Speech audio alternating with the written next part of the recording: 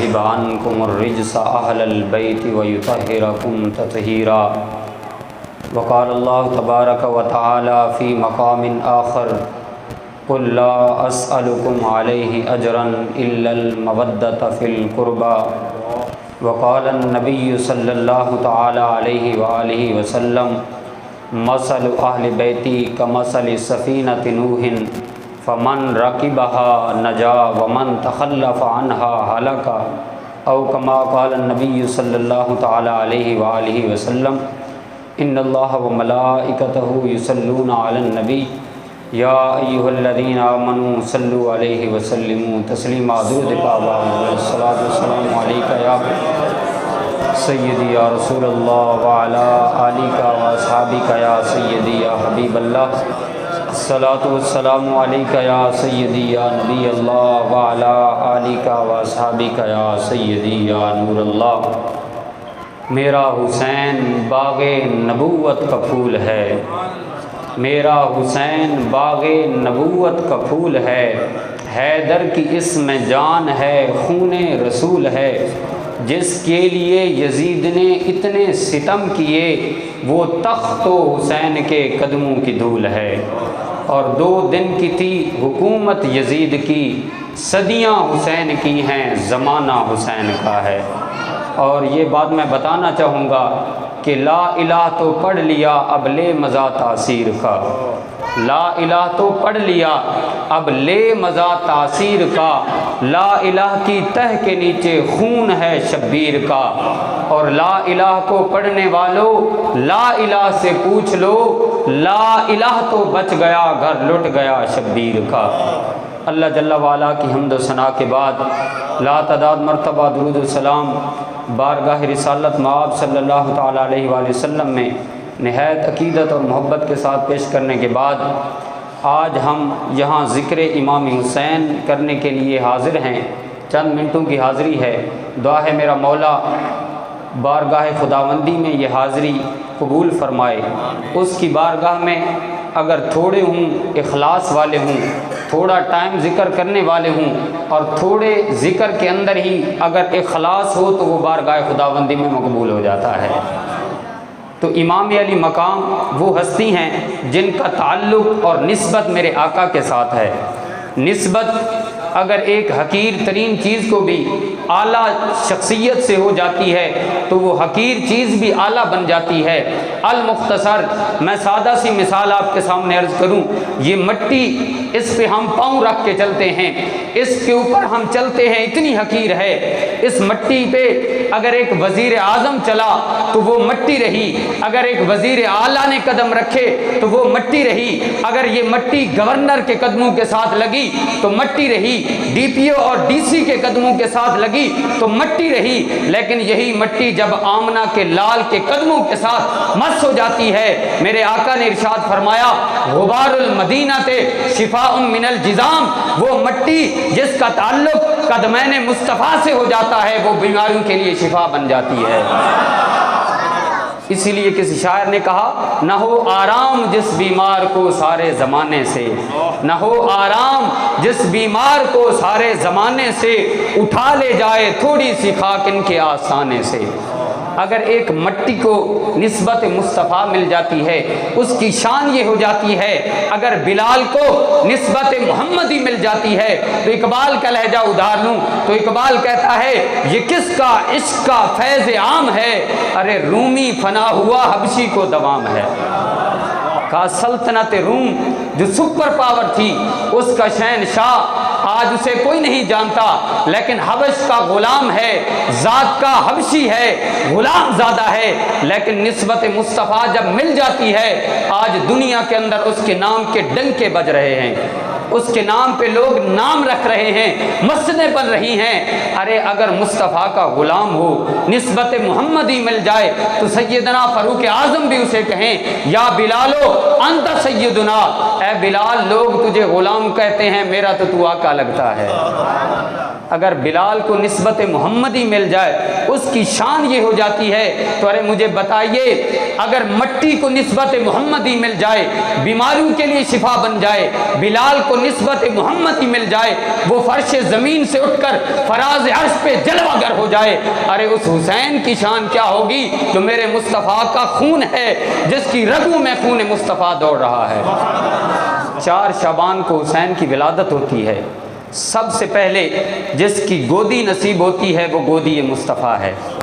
میرے مصطفیٰ نے گودی میں لیا، زبان چسائی، اپنا لعاب دہن حسین کو دیا۔ تو شاعر نے یہاں نقشہ کھینچا اور کہتا ہے امام حسین پھر گودی مصطفیٰ میں آتے ہیں، 7 سال 7 مہینے اور 3 دن تک تربیت مصطفیٰ میں رہتے ہیں۔ وہ کہتا ہے منگواونے جوڑے جنت وچوں محبوب دیال نو سجدی ہے، منگواونے جوڑے جنت وچوں محبوب دیال نو سجدی ہے، لجپال دا کم ہے لجپالی رحمت لجپال نو سجدی ہے، جس بال دی انگل نبی پکڑے جو بولے بال نو سجدی ہے، چھت ہووے عامر کعبے دی آزان بلال نو سجدی ہے۔ کہا حسین تربیت مصطفیٰ میں رہا، پھر اس تربیت کا اثر یہ ہوتا ہے حسین جو کہتا ہے تقدیر بن جاتی ہے۔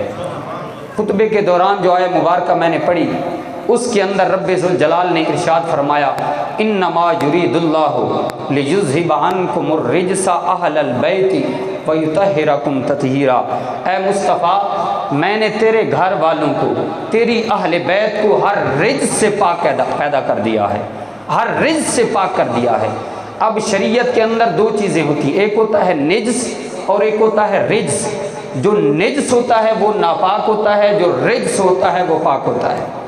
اگر کسی کپڑے پر کوئی گندگی لگ جائے، مثال کے طور پر اس پر رومال پہ کپڑے پہ گندگی لگ گئی، میں نے اسے پانی کے ساتھ دھو لیا، تو جب وہ گندگی اس کپڑے سے دھل جائے گی، پہلے کپڑا ناپاک تھا اب پاک ہو گیا، اب اس کپڑے پر جو پانی کا داغ ہے اسے شریعت میں رجس کہا جاتا ہے، جو حقیقت میں پاک ہے ناپاک نہیں ہے۔ آواز قدرت آتی ہے اے مصطفیٰ تیری اہل بیت نجس تو دور کی بات ہے، میں اسے رجس کے قریب بھی نہیں جانے دوں۔ کہا نجس ناپاک ہوتا ہے، ناپاکی تو دور رہ گئی، رجس کا دبا جو ہے، جو داغ ہے وہ بھی تیری اہل بیت کے نزدیک نہیں جانے دوں گا۔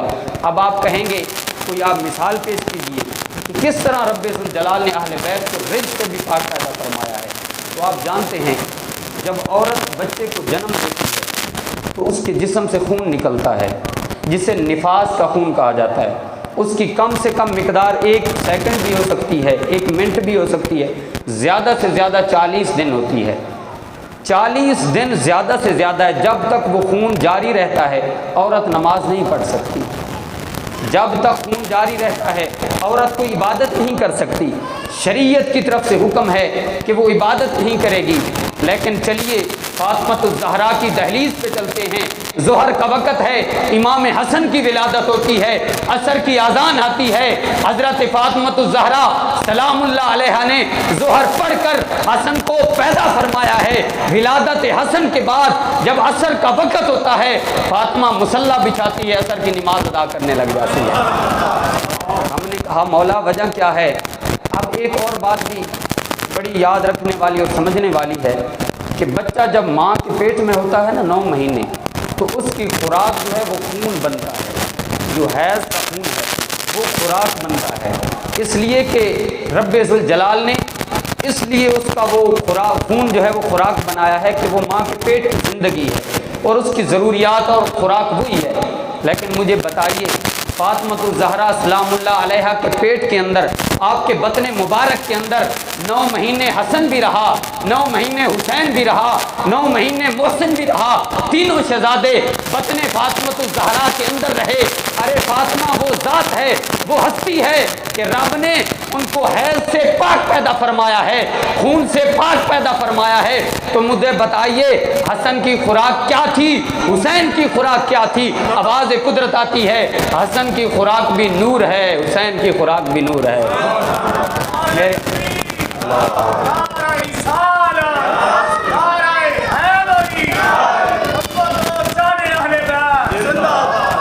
میرے اعلیٰ حضرت بولے کہا تیری نسل پاک میں ہے بچہ بچہ نور کا، ارے تو ہے عین نور تیرا سب گھرانہ نور کا۔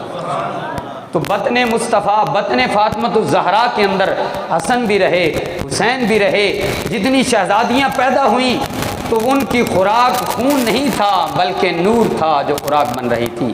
امام حسین 7 سال 7 مہینے اور 3 دن تربیت مصطفیٰ میں رہتے ہیں۔ وہ وقت آتا ہے جب میدان کربلا کا مارکہ سج جاتا ہے، اب وہاں پر امام حسین قربانی دینے کے لیے جا رہے ہیں۔ اب شروع میں خطبے کے اندر جو حدیث پاک میں نے پڑھی اس کے اندر میرے آقا نے ارشاد فرمایا ماثل اہل بیتی کا ماثل سفینۃ نوح فمن راکبہا نجا ومن تخلف عنہا ہلکا۔ فرمایا میری اہل بیت کی مثال کشتی نوح کی مانند ہے، جو اس میں سوار ہو گیا وہ کامیاب ہو گیا، جو اس سے رہ گیا وہ ہلاک ہو گیا۔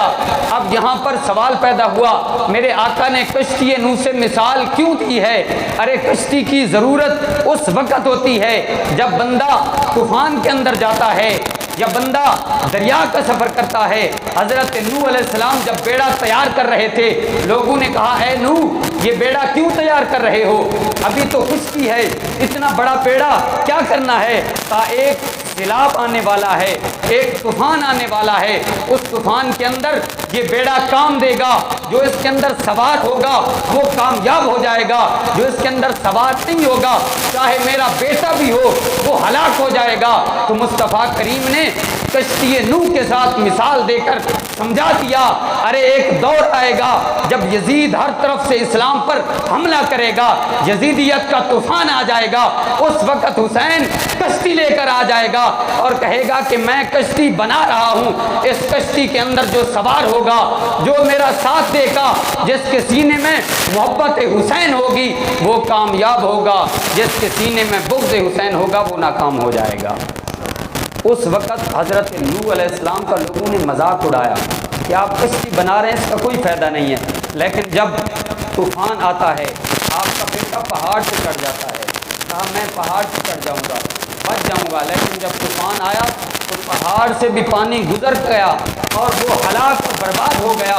تو گویا مصطفیٰ بتانا یہ چاہتے ہیں کہ تم یہ نہ کہنا کہ میں کسی علم کے پہاڑ پہ چڑھ کے اللہ کی بارگاہ میں کامیاب ہو جاؤں گا، کسی عمل کے پہاڑ پہ چڑھ کے بارگاہ خداوندی میں کامیاب ہو جاؤں گا۔ کہا نہ تمہارا علم کام آئے گا نہ عمل کا پہاڑ کام آئے گا، کہا کام آئے گی تو کشتی اہل بیت کام آئے گی۔ اب حضرت امام علی مقام کے حوالے سے آپ نے واقعات سنے ہیں، قبلہ پیر صاحب بھی تفصیل کے ساتھ وقتاً فوقتاً آپ کی رہنمائی کرتے رہتے ہیں اس حوالے سے۔ ایک بڑی عظیم بات میں آپ کے سامنے عرض کرنا چاہتا ہوں کہ امام علی مقام کے حوالے سے آج کل ہمارے اس معاشرے کے اندر 3 گروہ ہیں، 3 نظریات چل رہے ہیں۔ ایک نظریہ یہ ہے کہ امام حسین معاذ اللہ یزید کے خلاف آپ نے یہ جو جنگ کی ہے آپ نے بغاوت کی ہے، کیونکہ یزید حضرت امیر معاویہ کا بیٹا تھا، صحابی رسول کا بیٹا تھا، تو ان کے پاس خلافت تھی، تو خلافت کے خلاف جو چلتا ہے وہ باغی ہوتا ہے۔ پہلا نظریہ الیاذ باللہ یہ ہے کہ امام حسین نے بغاوت کی ہے۔ دوسرا نظریہ آج کے دور میں یہ چل رہا ہے کہ کربلا کا یہ جو واقعہ ہے یہ اتفاقی حادثہ تھا۔ امام حسین کو مسلم بن عقیل نے خط لکھا تھا اور کہا تھا کہ حالات بالکل سازگار ہیں، آپ آ جائیں۔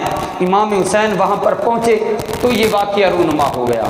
یہ بھی تاریخ کے اندر ایک جھوٹ ہے جو گھڑا گیا ہے۔ حالانکہ امام علی مقام جب جا رہے تھے تو 17 مقامات ایسے آتے ہیں کہ 17 بندوں کے ساتھ ملاقات ہوتی ہے، جو فرزدق شاعر سے شروع ہوتی ہے اور حر بن یزید ریائی تک یہ ملاقات جاری رہتی ہے۔ ہر بندہ یہی کہتا ہے کہ حسین کوفہ والوں کی تلواریں آپ کے ساتھ نہیں ہیں بلکہ ان کے دل کسی اور کے ساتھ ہیں، تلواریں بھی اور کے ساتھ ہیں، صرف زبانیں آپ کے ساتھ ہیں، آپ نہ جائیں۔ لیکن حسین کہتے تھے میں سارا دیکھ رہا ہوں، آگے سارا نقشہ میرے سامنے ہے، لیکن میں نے اپنے نانا کے ساتھ وعدہ کیا تھا کہ میں نے جانا ہے۔ تیسرا نظریہ اس حوالے سے یہ ہے کہ یہ جنگ 2 شہزادوں کی جنگ تھی، معاذ اللہ شہزادوں کی جنگ تھی، یہ اقتدار کی جنگ تھی، اور اس کے اندر ایک کہتا تھا میں نے اقتدار سنبھالنا ہے، دوسرا کہتا تھا میں نے سنبھالنا ہے۔ وہ ہم ان کو برا بھلا نہ یزید کو کہہ سکتے ہیں نہ حسین کو کہہ سکتے ہیں، اور یہاں پر یہ نظریہ ابھر کر آتا ہے کہ اس میں غلطی امام حسین کی ہے کہ آپ کیوں گئے تھے، لیکن جمہور اہل سنت کا جو نظریہ ہے وہ عقیدہ نظریہ یہ ہے کہ یہ اقتدار کی جنگ نہیں تھی بلکہ نظریات کی جنگ تھی۔ یہ اقتدار کی نہیں تھی بلکہ اقدار کی جنگ تھی۔ اگر اقتدار کی جنگ ہوتی تو آپ دیکھتے ہیں کہ میدان جنگ کے اندر جو بندہ جیت جاتا ہے، جو قتل ہو جاتا ہے اس کی شکست ہو جاتی ہے، جو جیت جاتا ہے ظاہری طور پر جس کو فتح ملتی ہے اس کا ہی نام بلند ہوتا ہے۔ اگر اس نظریے سے میدان کربلا کے اندر نظر دوڑائی جائے تو پھر تو یزید کو پتہ مل گئی تھی معاذ اللہ، امام حسین کو تو شہید کر دیا گیا تھا، آپ کے سارے خاندان کو شہید کر دیا گیا تھا، لیکن یہ جنگ اقتدار کی جنگ نہیں تھی بلکہ نظریات کی جنگ تھی۔ نظریات کے حوالے سے دیکھا جائے تو حسین کل بھی جیت چکا تھا، حسین آج بھی جیت چکا ہے، اس لیے کہ یزید کا نظریہ کل بھی مر چکا تھا، یزید کا نظریہ آج بھی مر چکا ہے۔ یزید نے 3 سال حکومت کی ہے، 61 ہجری کے اندر یزید تخت نشین ہوتا ہے، اور یہ وہ اس کا ہر سال ایسا سیاہ اعمال نامہ ہے کہ ہر سال اس نے کوئی نہ کوئی ظلم ڈھایا ہے۔ 61 ہجری کے اندر اس بدبخت نے امام علی مقام کو شہید کیا، 62 ہجری کے اندر اس نے مدینہ الرسول پہ حملہ کیا، مسجد نبوی شریف کے اندر 3 دن تک نہ اذان ہوئی نہ اقامت ہوئی۔ حضرت سعید ابن المسیب صحابی رسول ہیں، آنکھوں سے نابینا ہے، وہ کہتے ہیں کہ میں مسجد نبوی میں موجود ہوتا تھا، 3 دن تک نہ اذان ہوئی نہ اقامت ہوئی۔ یزید کے سپاہی مسجد نبوی میں آئے اور منبر رسول کے ساتھ انہوں نے اپنے گھوڑے باندھ دیے، ان کے گھوڑے مسجد میں پیشاب کرتے تھے، مسجد نبوی کا تقدس 3 دن تک پامال ہوتا رہا، 40 دن تک مدینہ الرسول کا محاصرہ رہتا ہے۔ مدینہ الرسول کی جو کنواری عورتیں تھیں یزید نے ان کو حلال کر دیا، اس طرح ظلم و ستم کرتا رہا، کہا 3 دن تک مسجد نبوی میں اذان نہیں ہوئی، لیکن کہتے ہیں سعید ابن المسیب میں حضور کے منبر کے ساتھ چھپ کر بیٹھا تھا، کہا جب بھی اذان کا وقت ہوتا تھا اسمع الاذان والاقامہ من قبر رسول اللہ صلی اللہ علیہ وسلم، کہا جب بھی اذان کا وقت ہوتا تھا اقامت کا وقت ہوتا تھا قبر مصطفیٰ سے اذان کی آواز بھی آتی تھی، اقامت کی آواز بھی آتی تھی، کہا میں مصطفیٰ کے ساتھ مل کر کے وہاں نماز ادا کیا کرتا تھا۔ 61 ہجری میں اس بدبخت نے امام علی مقام کو شہید کیا، 62 ہجری کے اندر مدینہ الرسول پہ حملہ کیا، اور 63 ہجری کے اندر اس بدبخت لعین نے مکہ المکرمہ پر حملہ کیا، بیت اللہ پر حملہ کیا، اور بیت اللہ کی چھت پر وہ سینگ جب حضرت ابراہیم علیہ السلام نے وہ مینڈا ذبح کیا تھا نا جو جنت سے آیا تھا، اس کے سینگ آپ نے کعبے کی چھت پر رکھ دیے تھے۔ یزید نے کعبۃ اللہ پر حملہ کیا، بارود گرائے، اور ایک بارود جب کعبے کی چھت پہ جا کر گرتا ہے تو وہ سینگ جو جنت سے مینڈا آیا تھا اس کے تھے جو حضرت ابراہیم نے وہاں رکھے تھے۔ آج اس بدبخت نے وہاں بارود گرا کر ان سینگوں کو بھی جلا دیا، کعبۃ اللہ کے غلاف کو بھی جلا دیا۔ یہ ایسی تاریخ کا سیاہ ترین دور تھا جو یزید کا دور تھا۔ تو گویا یزید نے صرف یہ ایک کام نہیں کیا، امام علی مقام کو شہید کیا ہے، بلکہ مکہ المکرمہ کی حرمت کو بھی پامال کیا ہے، مدینہ الرسول کے تقدس کو بھی پامال کیا ہے۔ حسین یہ سارے مراحل دیکھ رہے تھے، اس لیے حسین ابن علی نے اس دور کے اندر یزید کے خلاف نعرہ تکبیر بلند کیا تھا اور کہا تھا کہ اے یزید میں سارا کچھ برداشت کر سکتا ہوں لیکن نانے کے دین کے اندر ترمیم برداشت نہیں کر سکتا۔ اس لیے امام علی مقام نے میدان کربلا کے اندر سارا کنبہ لٹا دیا، سب کچھ پیش کر دیا، لیکن اس بدبخت کے ہاتھ میں ہاتھ نہ دیا۔ خواجہ معین الدین چشتی اجمیری رحمۃ اللہ تعالیٰ علیہ آپ امام حسین کو خراج عقیدت پیش کرتے ہوئے کہتے ہیں کہ شاہ است حسین، بادشاہ است حسین، دین است حسین، دین پناہ است حسین، سرداد نداد دست در دست یزید، حقہ کے بنا لا الہ است حسین۔ اگر اس کا اردو میں ترجمہ کروں تو کہتے ہیں قتل حسین اصل میں مرگ یزید ہے، اسلام زندہ ہوتا ہے ہر کربلا کے بعد۔ جب بھی 10 محرم آتا ہے نا، اسلام کو ایک نئی تازگی مل جاتی ہے، ایک نیا جوبن مل جاتا ہے، اس لیے کہ میدان کربلا کی تاریخ کو اگر آپ پڑھ کر دیکھیں نا تو وہاں امام حسین کی شہادت کے بعد کوئی شہادت نہیں ہے۔ علی اکبر کو بھی شہید کیا گیا، علی اصغر، اون محمد، قاسم، عباس، سب کو شہید کیا گیا۔ اب یہاں علماء نے سوال اٹھایا کہ امام حسین اپنی جان دینے میں دیر کیوں کرتے رہے؟ بڑا توجہ طلب نکتہ ہے۔ فرمایا امام حسین اگر پہلے شہید ہو جاتے تو نہ علی اکبر شہید ہوتا، نہ علی اصغر شہید ہوتا، نہ اون محمد شہید ہوتے، نہ قاسم شہید ہوتے، نہ عباس کے بازو کٹے جاتے، یہ سارے شہید نہ ہوتے۔ ارے امام حسین کیوں دیر کر رہے ہیں؟ کہا امام حسین رحمت للعالمین نبی کا نواسا ہے، امام حسین نہیں چاہتے کہ یہ بدبخت جہنم کے اندر جائیں۔ آپ لوگوں کو بتا رہے ہیں کہ اے لوگو، علی اکبر کا قاتل قاتل مومن ہے، علی اصغر کا قاتل قاتل مومن ہے، اون محمد کا قاتل قاتل مومن ہے، لیکن حسین کا قاتل قاتل مومن نہیں ہے بلکہ قاتل دین بن جائے گا۔ اس لیے کہ حسین کا قاتل قاتل مومن نہیں بلکہ قاتل دین بن جائے گا۔ کہا جس نے مجھے قتل کر دیا، شہید کر دیا، پھر قیامت کے دن اس بدبخت کے لیے سفارش کوئی نہیں ہوگی، اس بدبخت کے لیے جنت کوئی نہیں ہوگی۔ کہا میں تو تمہیں راستہ دیتا رہا، میں تو تمہیں یہ ڈھیل دیتا رہا، لیکن تم بدبختوں نے کچھ نہیں سمجھا۔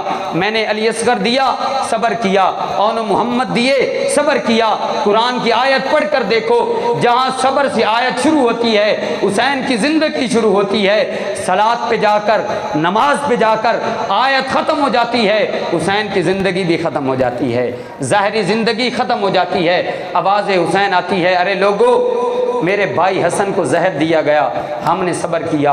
ارے یزید تخت نشین ہوا، ہم نے صبر کیا۔ ہمیں مکے سے نکالا گیا، میں نے صبر کیا۔ مدینے سے نکالا گیا، میں نے صبر کیا۔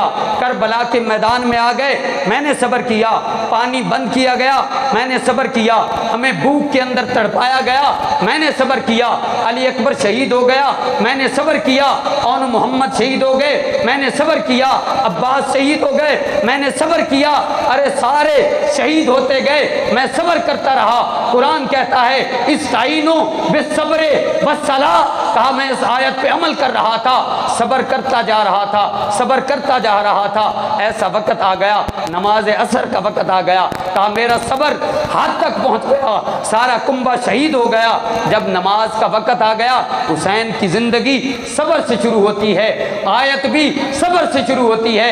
کہا حسین کی زندگی نماز پہ ختم ہو جاتی ہے، آیت بھی نماز پہ ختم ہو جاتی ہے۔